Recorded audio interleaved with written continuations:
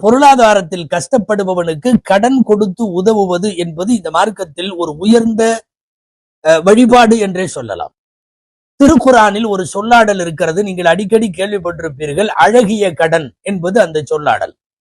அழகிய கடன் என்றால் என்ன? பிரதிபலனை எதிர்பாராமல் கடன் கொடுப்பதற்கு பெயர் அழகிய கடன். பெருமானார் ஸல்லல்லாஹு அலைஹி வஸல்லம் சொன்னார்கள், கொடுத்துட்டு திருப்பி வாங்கத்தான் போறோம். 100 ரூபாய் கொடுக்கிறோம், அவனும் அடுத்த வாரம் நமக்கு 100 ரூபாய் திரும்ப கொடுத்து விடுவான்.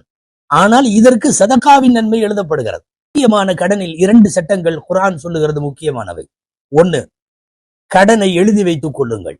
சொந்த சகோதர சகோதரிகளாக இருந்தாலும், எவ்வளவு நெருக்கத்திற்குரிய நட்பு வட்டாரமாக இருந்தாலும் கடன் எழுதி வைக்கப்பட வேண்டும்.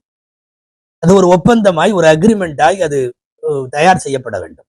2, சாட்சிகளை வைத்து கடன் கொடுக்கல் வாங்கல் நடைபெற வேண்டும். யாருக்கும் தெரியாமல் இந்த உலகத்தில் கொடுப்பது என்பது அது அல்ல. இது ஒன்றும் தர்மம் அல்ல.